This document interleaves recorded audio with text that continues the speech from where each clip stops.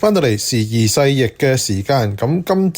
呢半小時呢，就講下呢個夏令時嘅問題啦。咁不過呢，好多人以為轉永久夏令係好簡單嘅事，但係呢，其實係非常之嘅複雜啊！而家上星期加拿大 BC 省省長呢宣布呢 BC 省今日教完鐘之後呢，就永久夏令，今年11月就唔使教翻轉頭啦。呢個係對美國有咩啟示呢？當然兩國嘅法制已經唔同啦。咁不過呢，一定要都了解翻夏令時同改變嘅歷史嘅，咁亦都係有個科學嘅地理呢，亦都好緊要㗎。咁當然啦，人類發明呢個鐘可以數得每分鐘每秒呢，都係過去300-400年啦。但係一個好大嘅區域用埋同一個時間呢，都係100幾200年嘅歷史。喺19世紀末期1880幾年呢，因為有鐵路行得好快啦，同埋有電報可以即時好遠嘅地方聯絡，唔使靠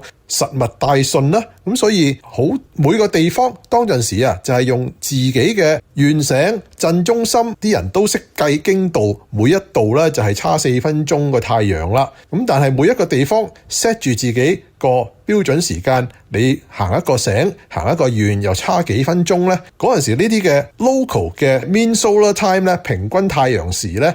平均個太陽去到最高咁叫12點啦。咁去到19世紀末咧就要改啦，因為火車半個鐘1個鐘停一個站個時差幾分鐘咧唔掂嘅。咁所以咧開始有世界好多先進國家開始就實行呢個標準時啦。而又因為遠程電報嘅關係咧，英國就有 Greenwich Mean Time， 格林尼治睇咗星喺度測時間好耐，咁又喺倫敦東邊少少，咁就全英國咧就變晒同一個時間。愛爾蘭咧當陣時仲係咧慢25分鐘咁樣嘅。咁美國咧就唔係話跟呢個咩華盛頓好似法國巴黎有條 Meridian 快倫敦9分鐘咁樣。美國咧就係當時因為其實全世界用緊英國出嘅海圖啦，咁就用呢個 Greenwich 數翻去75度，咁就減5個鐘，咁變咗咧美國劃4個時區。19世紀末已經係去到西岸啦，咁就係差1個鐘，而係咧係同英國咧個標準時咧相差1個鐘。總之你每行區劃咗區，每過咗一條界咧，通常係啲唔會係大城市鎮嘅地方咁就會喐咗1個鐘。咁所以咧 time zone 時區呢樣嘢咧都係19世紀末期。咁而其他好多地方亞洲非洲都係去到咧20世紀初期咧先至有。咁可能同其他地方差半個鐘又有啦咁但係19世紀末期全世界開過一次大會，定咗嗰個倫敦隔離 Greenwich 呢個叫做 Prime Meridian 本初子午線之後咧，其實係冇法律規定冇國際條約咧，個個都為咗方便咧而係用格林尼治咧係差1個鐘半個鐘咁嘅樣啦。咁所以當然咧有夏令時咧就當然就先有咧係一個標準時。如果唔係個個城鎮差幾分鐘嘅話，又點會係較快1個鐘咧？咁當然咧19世紀末期20世紀初期咧一有咗標準時咧，亦都有人推廣呢個夏令時。其實近代嚟講唔好再講法國嘅 Ben Franklin 啦，近代其實就係100幾廿年前嘅喺英國呢度啲人發覺都市嘅人夏令時唔係俾農夫㗎係都市嘅人係由日出而作咧就改為跟時鐘做嘢。於是咧夏天都瞓到朝頭早8點起身就9點返工。咁但係咧你譬如去到倫敦呢一種嘅緯度咧，朝頭早4點鐘就日出，仲要咧間房向東嘅話咧就喺個板擋住太陽。咁所以咧就係有呢個日光節約時咧或者夏令時咧，其實係為咗善用夏天朝頭早嘅陽光。咁其實開頭咧好多地方咧去實行夏令時，即係話成個區約埋一齊早1個鐘做嘢，放工後呢啲都係城市概念就有多啲時間日光可以活動咧，都係為咗夏天。而係開始嘅實施嘅時候咧4個月由5月到9月咁樣嘅啫。咁放工有日光你都要天氣夠暖先至得㗎。咁但係真正嘅實施咧就係等到第一次世界大戰期間，唔使點樣經過立法啦，一下子咧德國實施，咁就慳到呢個燈光啦，個個早瞓啦，而英國又跟啦，咁全個歐洲都有做，美國都有做，但係一戰結束咧就冇咗啦。咁去到二戰嘅時候試過咩叫做 double daylight saving 添，較快2個鐘乜嘢都資源短缺嘅時候。咁二戰之後咧，美國其實好多地方咧都繼續咧係夏天較快1個鐘，但係歐洲咧係停止咗，就用翻標準時。咁當然亦都有法國、西班牙其實喺二戰之間咧係較快咗1個鐘，但係咧就冇翻轉頭啦。但係歐洲嘅夏令時咧都係去到1980左近咧先至咧係常態化嘅。咁所以你一劃咗一個時區係大家用埋1個鐘嘅時候咧，其實每個時區西邊嘅人同東邊嘅人咧做嘢嘅習慣咧都會唔同嘅。曾經甚至近代有科學研究咧就話住喺一個時區西邊嘅人偷咗10幾20分鐘甚至超過半個鐘咧，健康上嚟講咧好似冇咁好添咁樣。咁另外又有呢個南同北嘅分別啦。如果你喺熱帶都用夏令時嘅話咧，其實就冇咁多着數。咁似乎夏令時最好咧都係俾中緯度嘅人用，因為咧再向北緯度太北去到加拿大、北歐甚至俄羅斯、阿拉斯加咁樣咧，你教1個鐘咧係冇用嘅。你唔教1個鐘，你教2個鐘又唔得，一年教超過1次又唔得咁樣，因為你同人哋又脫節咗啊嘛。咁但係1個鐘咧，其實就冇乜分別，始終咧都係會季節之間咧日出日落咧係相差好多個鐘噶啦。咁美國喺2戰之後曾經試過係各地方自己管啦，咁就變咗巴士飛機時間表亂晒大龍啦。Minneapolis 同聖保教宗日期揸1-2個禮拜啊，搞到啲人去搭飛機都唔知幾點啦。咁美國終於就1966年立法啦，67年開始咧就規定你一係就唔好實施，州政府有咁嘅權，但係咧如果你實施咧就要跟美國政府個日期。咁1967年定落嚟咧就係4月最後一個星期日到10月最後一個星期日，咁半年啦。咁即係其實比以前咧已經係長咗啲噶啦。咁去到1987年咧，美國再延長咗個日期，就係4月第一個星期日去到10月最後一個星期日。咁即係話咧多咗大半個月啦，6個幾7個月。咁去到2007年咧再次延長去到3月第2個星期日，然之後咧後邊咧就加多1個禮拜，過咗 Halloween 11月第1個星期日。咁即係咧而家係8個月減1個禮拜，或者叫做34個禮拜。咁即係咧成個都係長嘅。咁其實哇長前幾次改67、87同07，係咪2027搞到全年都夏令咧咁樣？咁好講翻美國現行嘅法律制度啦。嗱，州就可以決定唔夏令。咁例如我哋隔離就有個例子就係 Arizona， 既然喺2個時區中間，佢就話全個州唔夏令。雖然 Navajo 嘅 reservation 就唔聽佢噏啦，咁但係有時呢啲 exemption 咧，你都要睇下自己喺邊先得㗎。如果自己都唔喺一個時區嘅最東邊或者係時區界啱啱西邊嘅話咧，你實施啲人咧行過你個州就校翻慢1個鐘，跟住過完界又校翻2個鐘咁樣咧，就好亂啦。咁所以淨係得 Arizona 同埋以前嘅Indiana 咧係做過嘅啫。咁就當然美國熱帶離開咗48州嘅地方咧，啲屬地都係熱帶，反正就全年標準時就 OK 啦。咁即係話咧，美國法制就係話你可以 exempt 全個州唔教啦，或者如果你個州係分2邊嘅話，好似以前 Indiana 咧，你就可以 exempt 自己一邊唔教咁樣，第2邊就教咁樣。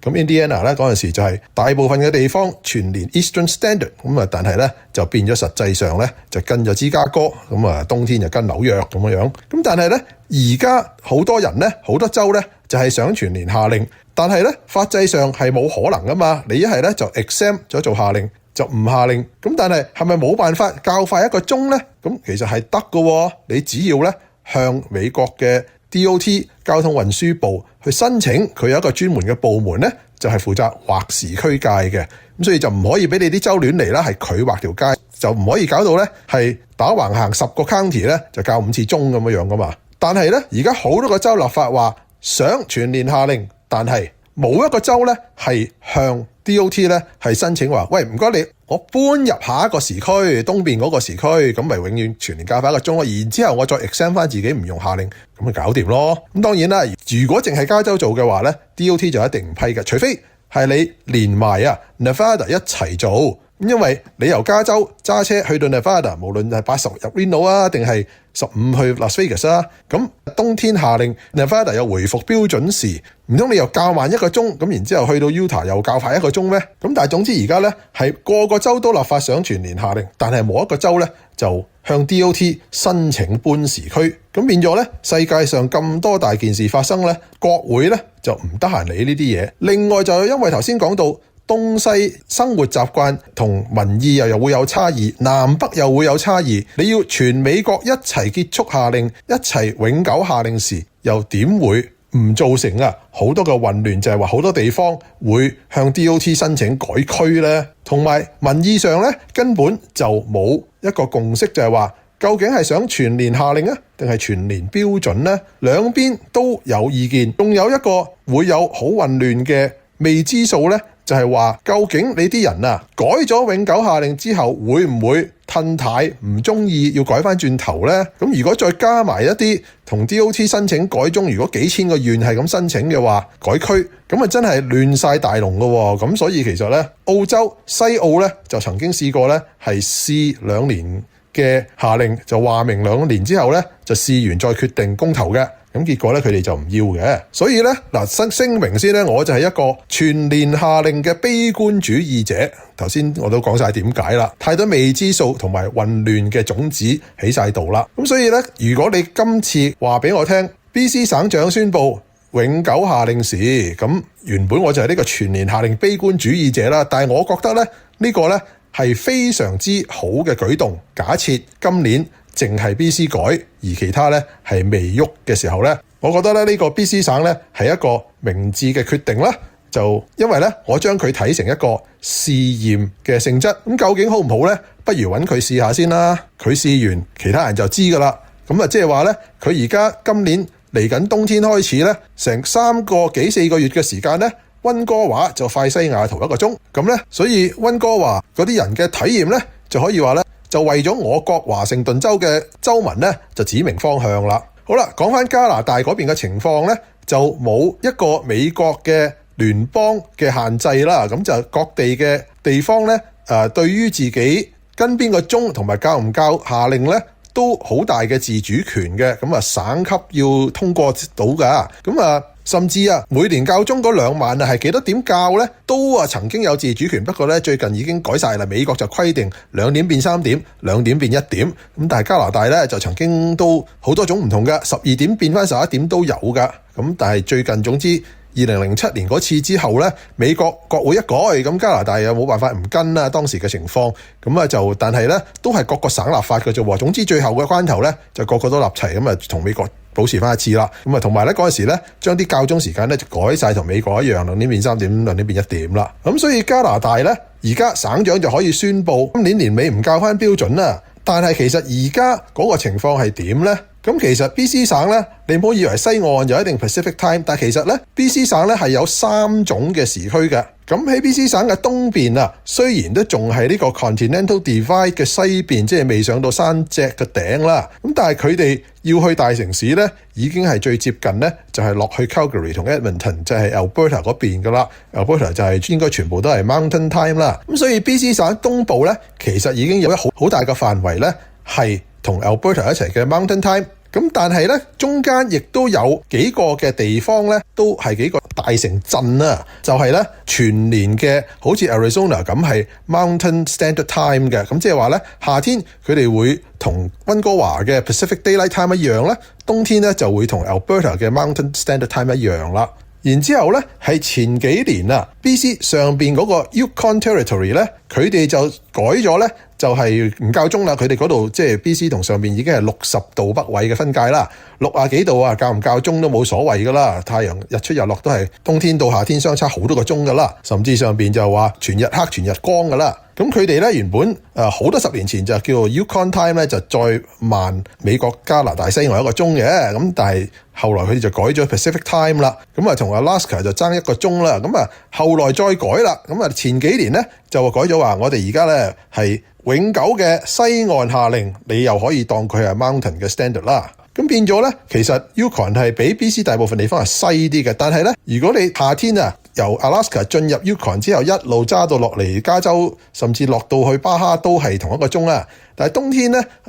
，Alaska 入 Yukon 咧係一校2個鐘嘅。然之後咧 Yukon 繼續向東南邊揸車咧，就進入 BC 咧就會校翻慢1個鐘嘅。咁但係當然啦，冬天冰天雪地嘅時候都好少人咁樣揸嗰條 Alaska Highway 噶啦。咁佢哋要飛出飛入嘅時候都好多個鐘頭飛機噶啦，落溫哥華同去 Alberta 都差唔多噶啦。所以其實今次咧 BC 省咧就係將 BC 省大部分嘅地區，即係 Pacific Time 嗰部分咧，就加入咗原本得幾個城鎮嘅長年 Mountain Time 同埋 Yukon 一樣啦。咁但係咧 BC 省嘅政府咧就話以後叫呢個咧做 Pacific Time， 就唔講 Standard 定 Daylight 啦，就一來同以前唔同啦，同美國唔同啦，美國都有 PDT、PST 之分啦。咁啊同埋加拿大就以後咧就再冇呢一個嘅 UTC-8嘅 Pacific Standard Time 咯。咁所以又係咁樣改咗個名啦。咁所以咧 BC 省咧以後咧就會由3種唔同嘅時間咧就變成2種。嗱咁咧 BC 省長宣佈嘅時候咧就解釋個原因咧就係話其實咧 BC 省嘅省民咧聽講話係8-9成都支持咧係唔交而係永久下令嘅。咁即係佢哋嗰個民意傾埋一邊咧係比美國唔好理計南定北都係 overwhelming 好多就係永久下令。咁當然咁民意要聽。咁點解佢哋講咗咁多年 study 咗都唔做咧？就係話等美國嘅行動，唔想你同你唔同時間。咁但係咧佢話等咗好耐啦，美國都唔喐咧，佢就要喐啦。咁又適逢咧美加關係咧又冇咁好啦。我哋又唔會聽晒美國使啦。咁佢哋咧自己咧就行先一步啦。咁而家講緊溫哥華北緯49度幾如果你冬天冬至聖誕新年嘅時候去到咧，你就發覺佢嘅太陽咧就再比我哋譬如羅省呢度咧就少2個鐘啦。我哋又講緊冬天嘅時候咧就7點日出就5點日落得10個鐘啦，佢嗰度咧就得8個鐘啦，就係8點日出就4點就日落咁樣。好啦，咁而家佢要永久下令嘅時候咧就會變成咧係9點日出5點日落啦。咁一方面嘅關注嘅就係話太早日落咧放工啲人咧係會出現交通意外嘅，突然間黑咗咁但係而家朝頭早8點鐘天光變成9點鐘天光，咁係咪會有人喺黑暗中就返工返學咧？咁當然啦，8點天光要等天光起身咧都已經係好難噶啦。咁但係我印象中嘅溫哥華咧就係冬天係好濕噶啦，好多雨噶啦，咁然之後地下黐好多水噶啦，咁夜晚尤其係好天嗰晚啲溫度降嘅時候咧，地下啲水變冰啦，揸車又危險啦，行路其實都好危險噶。如果朝頭早8點鐘見唔到啲冰扭錯軚，或者行街趕返工嘅時候睇唔到啲冰跌親咧，咁就唔好意思。香港俗語話咧就睇人，試下朝頭早黑掹掹咧就係咪最開心咧？咁晏晝就話天黑會交通意外但係朝頭早即係如果地下有冰嘅話咧，反而咧晏晝遲1個鐘放工咧，地下嗰啲可能仲係水，但係咧朝頭早咧就好大啲機會係冰。咁無論點樣講都好，佢而家咁大膽係 BC 省會快呢個華盛頓州1個鐘，都好多人上上落落噶，溫哥華同西雅圖之間咁但係其實咧冬天交通量遊客量都係咧比夏天咧係爭好遠嘅。冬天其實3個幾4個月溫哥華快1個鐘咧，其實都唔係咁大嘅問題。啲 truck 佬運輸咧，啲 truck 佬穿州過省都成日夠鐘噶啦。如果1年淨係淡嘅幾個月，啲人出出入入咧，其實就冇乜大所謂嘅。亦都其實喺加拿大咧，某啲行業咧冬天咧冇工開嘅，比起滑雪嗰啲天暖先至有得做嘅嘢咧係多好多嘅。所以好多加拿大人嗰啲叫 snowbird 走落嚟美國南部買間屋住幾個月嘛，凡年都冇工開嘅。咁另外有一樣嘢咧就係話點解 BC 省就係一個最好嘅開始咧？而家佢加拿大以後好似少一個時區啦，冬天咁溫哥華同多倫多咧就唔係爭3個鐘，咁3個幾就爭2個鐘啦。咁即係時差少咗啦。咁變咗，因為佢而家咧就將西邊嗰個鐘咧就拱咗入去 Mountain Time 嗰度。咁如果出年民意逆轉、大逆轉褪軚咯，咁咪褪翻出嚟咯。咁如果 Alberta 都想玩啦，咁佢又較啦，咁大家又爭1個鐘，咁咪將呢條突然間變咗同時間嘅界又拱向東咯，再向東仲少人添 Mountain 同 Central 之間。咁所以就係話咧，由西邊開始試下向東拱咗入去1個鐘，就好過咧喺東邊咧就最東嘅地方就有人咧就再拱前1個鐘喺冬天嘅時候溫哥華同多倫多爭個4個鐘，或者美國西岸倫敦運爭4個鐘。咁西邊一路開始就係永久下令，咁跟住咧覺得 OK 啦，再將呢樣嘢咧係一路推向東邊咧，呢個就比較有秩序好多啦。因為始終咧，其實美國個立法精神喺度噶啦，呢啲唔係叫做永久下令，而係叫搬時區啊嘛。咁所以要秩序嘅話咧，西邊開始玩就好好多。另外就係話西邊其實溫哥華同西雅圖同一時間係唔係咁重要咧？相對於美國東部嚟講，哇呢個人口密度就高好多啦。加拿大40%人都已經喺 Ontario 全部都係南邊仲南過西雅圖嘅，仲南過 Portland 嘅地方咁就真係嗰度成億人啊！如果真係咧美國東部時間同加拿大東部時間爭1個鐘咧，咁先至大鑊好多比我哋西邊嚟講兩國嘅聯邦政府都係 run on Eastern Time 啦，咁兩國亦都有股市啦，亦都係 Eastern Time 啦。嗰邊爭1個鐘咧就大鑊過西邊好多倍嘅，咁西邊咪試下先咯。咁不過今次咁樣玩法咧，就有一個問題就係咧，3月第一個禮拜先至話11月第一個禮拜咧唔會再校鐘，咁但係其實咧出邊好多事情咧已經發生緊咯。咁雖然就我以前講過話人哋 plan 好晒婚禮幾時日落咁但係我諗冬天咧都好少人計劃咧室外定咁樣噶啦，尤其係佢哋咁北嘅地方咁但係而家得8個月嘅時間準備出邊啲飛機票都已經賣緊咯，人哋飛機票賣到11個月噶嘛。咁究竟航空公司嘅時間表會點改呢？咁我記得我住關島嘅時候咧就已經知道啦。美國一改夏令時咧，所有啲飛機由關島夏威夷再去美國大陸，全部啲飛機咧都會褪時間改時間，咁變咗究竟邊啲飛機係會跟隨加拿大其他嘅地方而改呢？因為我諗 BC 省而家突然間話咁試其他省起碼今年冬天都唔會喐住啦唔係就真係好亂啦。咁加航WestJet 會點樣解決呢？會唔會溫哥華出入嗰啲短途就係跟溫哥華嘅時間，但係咧如果其他省飛入去嘅話咧，就會唔跟，咁就直情就改咗個鐘。咁啲人買咗機票去溫哥華轉機會唔會唔得呢？或者你買咗2張飛或者要駁船或者其他嘢咁樣喐咗1個鐘，又會發生咩事呢？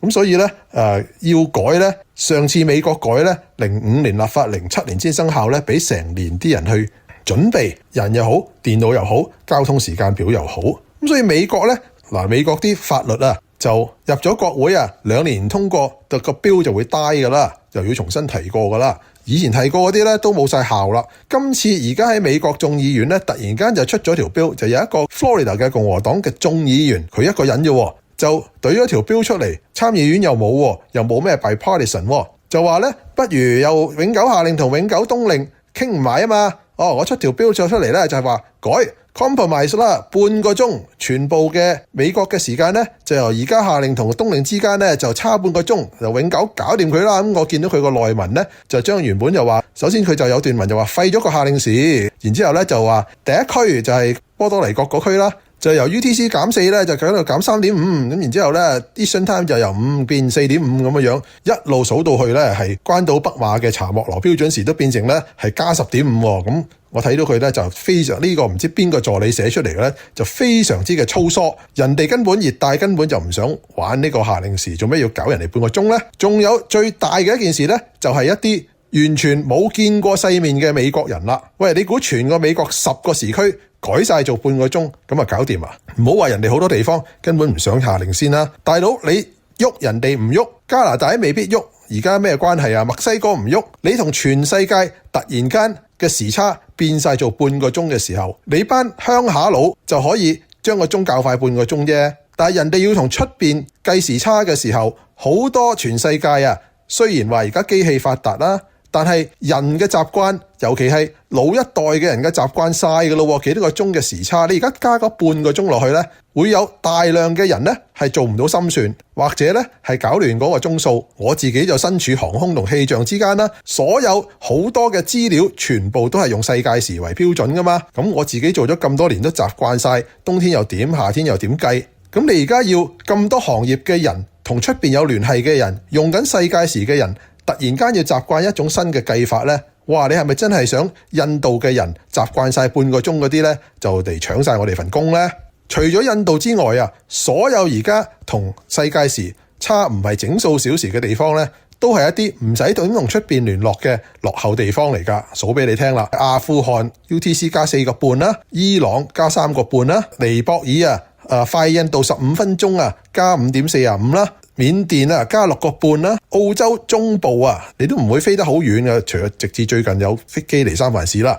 加9個半咁啊，南澳夏天加10個半，紐西蘭嗰啲12.45，有時候夏令又13個45，好少嘅地方咧係同出邊好遠嘅地方聯繫咧，而可以差半個鐘嘅，除咗印度。你而家個人要心算 Adelaide 幾多點咧？都係計啊 Melbourne 減翻半個鐘咯，你會先計 Melbourne 噶。咁所以咧，將美國個鐘較半個鐘咧，除咗鄉下佬咧，根本咧就係不可思議嘅。仲有咧，我睇過嗰條法案嘅條文咧，最黐線嘅一個地方咧，就係佢話呢一條法案咧，如果通過咧，就會喺通過之後，即係總統簽署啦，就90日開始實施。哇，90日咋？而家人哋 BC 省8個月啊，都最後嗰2個月啲機票都亂晒龍喎。仲有總統係咪要計定星期幾簽署啊？如果佢亂咁簽嘅話，係咪突然間有一個禮拜星期2同星期3之間突然間少咗半個鐘啊？仲有唔理咩季節，連較快半個鐘定較慢半個鐘都唔知，即係咧呢啲係咁低 B 嘅法案咧，就唔知係咪呢個